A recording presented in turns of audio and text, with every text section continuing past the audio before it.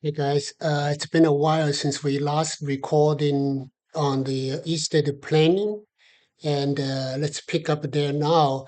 We'll be coming to the basically the last vehicle that I want to talk about, which is business continuity, business estate planning. This is very important because there are last time I checked, it's 32 million small business in the U.S. Mostly they employ, they hire less than about 63 million. So that means each small business hire less than two people.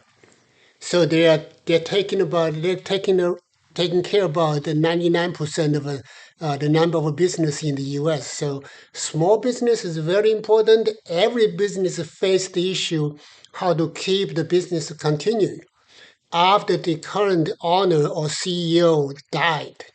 Okay, so here we talk about well, a few interesting examples. The first one is that I read a report that Warren Buffett was commenting on the another business tycoon in French, basically the CEO and the chairman of Louis Vuitton. They call it the LVMH. I don't understand what is that stand for, but anyway, this guy, Bernard Arnold, I believe that's his name.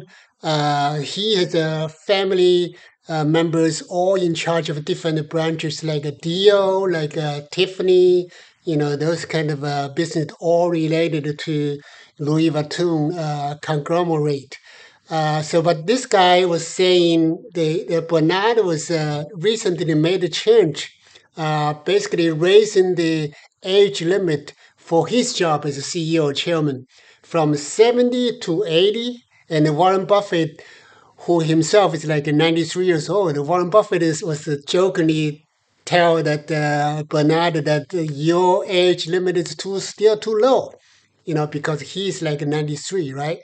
Uh, by the way, my dad lived longer than Warren Buffett, so at least by 1 year. So it's an interesting fact. But anyway, so Warren Buffett was commenting on that. I believe that's half jokingly, but here is the issue. Here is the truth that everybody dies, right?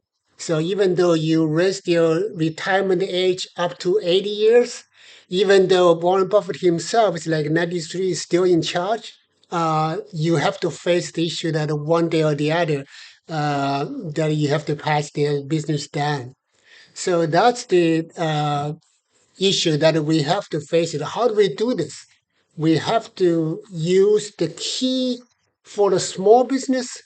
It's called like a closely held business. Most small business they are closely held, right? So, so for those guys, there used to be a vehicle called key person. Used to be called before in the old days called key man insurance. Really, there should be like a KPI stand for key person insurance. But really, we should keep in mind that the KPI, when we talk about the KPI, it's translated to key person's insurance, but actually the full name really should be key KPLI because it's always life insurance. So KPI stand for key person's life insurance because it covers two things. One is death, your current owners or current CEOs, you died, or the other risk is that you may become disabled. So the KPIs basically provide a lump sum payment. So when you died or when you become disabled, the insurance company, the insurance policy will give you a lump sum payment, one shot, and then you use that money to buy your share, to hire new guys, to keep the business confidence, all kinds of things. You can. The nice thing about the KPI is that you can use any way that you want, right? So that's the thing. So here I have another story to tell that is actually involved the Supreme Court, the highest court of this country. In June of 2024, this year, Supreme Court had a ruling. And it basically says that there are two issues. One is that how the business evaluate yourself. Like because unlike the many public companies, the stock market will do the evaluation for you, right? At least theoretically. But in a small business, in a closely held business, it's most likely they are private. They're not a public company. They're not in the stock market. So the valuation becomes a challenge. The Supreme Court ruling is strictly about valuation. Basically, it says that if you are a business owner, you have a KPI, and then when the insurance company pays you the lump sum money, okay, that insurance payment should be counted as part of a free market value for that small business. Okay, that's actually a very good point, right? Because so far, before that, before the June of 2024, we have different rulings. Some law code says that that should we should let it go. It should not be counted as a free market value. But the Supreme Court fixed that. It says that you should, for example, if we have Michael Connelley and Thomas Connelley, the two Connelley brothers. They have a company called something I forgot. So Michael died in 2013. Okay, and then his younger brother still survived. So Michael received, upon Michael's death, he instantly usually takes like about a week or 10 days. The insurance company will pay you the lump sum based on the policy, whatever the policy term says, right? So that happens to Connelly's brother Michael. After Michael died, the insurance company paid the lump sum money, and then the Supreme Court says that because you received this lump sum, and this lump sum become part of your business value.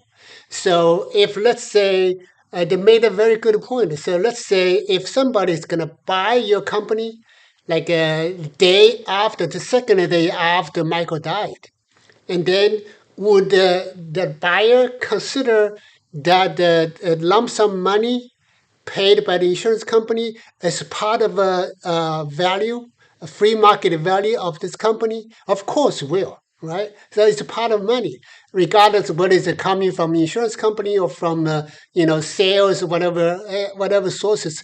That's a company's money. You should, when the business is doing the valuation, you should count that in. Before that, we were not clear about this. So this time we made a big progress, right? But here, the central issue is that valuation and taxation are two different things.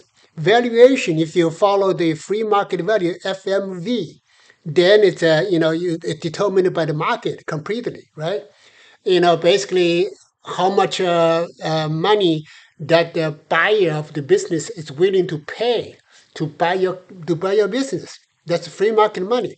At arm's length, there's no relationship, no favor to be asked, and no favor to be given. It's just based on pure business, right? So, but the other thing is that taxation.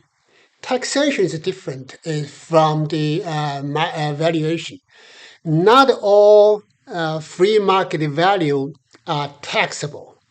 Taxation is basically determined totally by law and by the Uncle Sam. Uncle Sam, the law says Uncle Sam can or cannot charge. It's determined by the law, right? So this kind of thing. So in this case, in the Connelley's case, they went up, went up all the way to the Supreme Court because the Connelley brother arguing that that should not be part of the value for the business, right? So we'll talk about this next time.